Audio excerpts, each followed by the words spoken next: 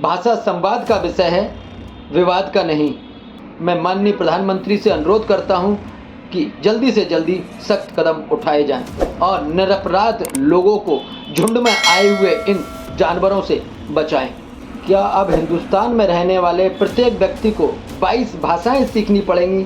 क्योंकि हमारे भारत में 22 राज्य हैं।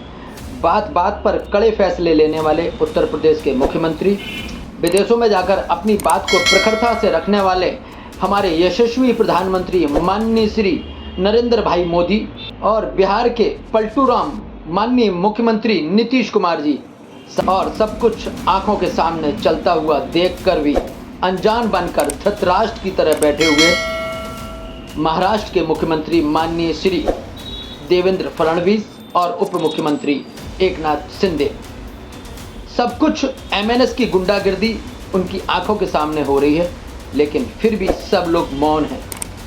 प्रधानमंत्री से लेके महाराष्ट्र के मुख्यमंत्री तक सब मौन है। आखिर भारत में, हिंदुस्तान में हिंदी बोलने पर इतना विवाद क्यों? भाषा संवाद का विषय है, ना कि विवाद का। अगर कोई व्यक्ति महाराष्ट्र में जाके अपना व्यापार कर रहा है या फिर सरकारी सेवा कर रहा है या प्राइवेट किसी भी ऑफिस में काम कर रहा है, उसकी क्या गलती है कि उसने मराठी नहीं सीखी? क्या देश के नौजवानों की, इन व्यापारियों की और जितने भी नौकरी करने वाले लोग हैं, इनकी सुरक्षा का जिम्मा प्रदेश सरकार का नहीं होना चाहिए? अगर महाराष्ट्र के मुख्यमंत्री माननीय श्री देवेंद्र फडणवीस धृतराष्ट्र बनकर बैठे हैं, तो जिन हिंदी प्रदेश के लोग वहाँ पर जाके अपना काम कर रहे हैं या व्यापार कर रहे हैं, वहाँ के मुख्यमंत्रियों को इस बात की चिंता नहीं होनी चाहिए कि आखिर एक घटना, दो घटना के बाद कम से कम संज्ञान तो लेना चाहिए था? क्या उत्तर प्रदेश, मध्य प्रदेश और बिहार के मुख्यमंत्रियों की ये नैतिक जिम्मेदारी नहीं बनती है कि वह वहाँ के मुख्यमंत्री से बात करें और जो लोग भी यहाँ से वहाँ पर काम करने के लिए गए हैं या वहाँ रह रहे हैं, उनकी सुरक्षा की जिम्मेदारी तय की जाए? ऐसे कैसे चंद गुंडे झुंड में आते हैं और किसी भी महिला और पुरुष के साथ बदतमीजी करते हैं और उसको मराठी बोलने पर विवश करते हैं। भाषा एक दिन में नहीं सीखी जाती, बचपन से दिमाग में कोई भाषा चलती है और धीरे धीरे समय के साथ उसकी आदत बन जाती है। कुछ चीज़ें समय के साथ सीखी जाती हैं, लेकिन अगर कोई आके अचानक से बोले कि आप मराठी बोलिए, कन्नड़ बोलिए, तमिल बोलिए, तेलुगु बोलिए, तो कोई कैसे बोलेगा? ये हमारे यशस्वी प्रधानमंत्री को चाहिए कि वो इस विवाद को शांत करें और ये चंद राजनीतिक महत्वाकांक्षा से ग्रसित ये लोग, जो लोग हिंदी भाषी लोगों के साथ मारपीट कर रहे हैं, उनके साथ सख्ती से पेश आना चाहिए।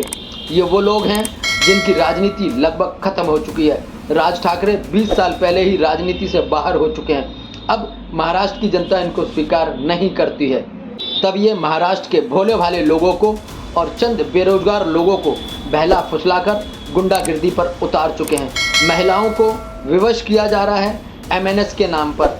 गुंडागिर्दी चरम पर है। प्रधानमंत्री देख रहे हैं, उत्तर प्रदेश के मुख्यमंत्री योगी आदित्यनाथ भी देख रहे हैं और बिहार के मुख्यमंत्री माननीय श्री नीतीश कुमार के संज्ञान में भी ये सब बातें आ गई हैं।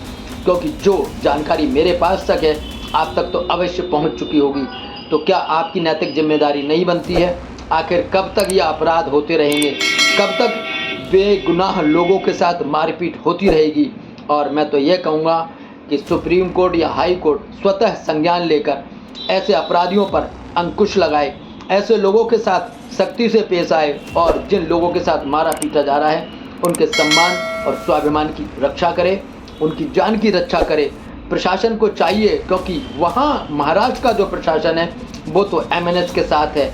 वहाँ ना तो मुख्यमंत्री खुलकर सामने आ रहे हैं और ऐसे अपराध करने वाले लोगों को सख्ती से निपटा जाए, ऐसा कोई कार्य नहीं कर रहे हैं। ना ही एकनाथ शिंदे कुछ वक्तव्य दे रहे हैं। क्यों? क्योंकि वहाँ पर बीएमसी के चुनाव होने वाले हैं। आने वाले चुनाव में राज ठाकरे को पता चल ही जाएगा कि उनकी क्या औकात बची है। और मैं एक बात और कहना चाहूँगा, राज ठाकरे जी, क्या आप ज़िंदगी भर महाराष्ट्र में ही रहेंगे? कभी तो उत्तर प्रदेश आइएगा, कभी तो बिहार जाइएगा, कभी तो मध्य प्रदेश आइएगा। फिर आपका स्वागत उत्तर प्रदेश, मध्य प्रदेश और बिहार के लोग कैसे करेंगे, आपको अंदाज़ा नहीं है। और क्या आप यह नहीं जानते हैं, क्या महाराष्ट्र के रहने वाले लोग इधर उत्तर प्रदेश में, बिहार में या महाराष्ट्र के लोग कहीं मध्य प्रदेश में नहीं रह रहे हैं? सचमुच रह रहे हैं, लेकिन हम लोगों के अंदर इतनी शालीनता है कि हम उन निरपराध लोगों के साथ बदतमीजी नहीं कर रहे हैं। हम उनको मराठी बोलने के साथ साथ हिंदी बोलने पर भी विवश नहीं कर रहे हैं। उनको जो भाषा अच्छी लगती है वो बोलते हैं। हम नहीं कह रहे हैं कि आप मराठी मत बोलिए, हम नहीं कह रहे हैं कि आप हिंदी बोलिए। भाषा संवाद का विषय है, विवाद का तो नहीं। मैं माननीय मुख्यमंत्री जी से अनुरोध करूंगा और प्रधानमंत्री से भी अनुरोध करूंगा कि जल्दी से जल्दी इस बाबत कोई कदम उठाएं, नहीं तो बात बिगड़ जाएगी।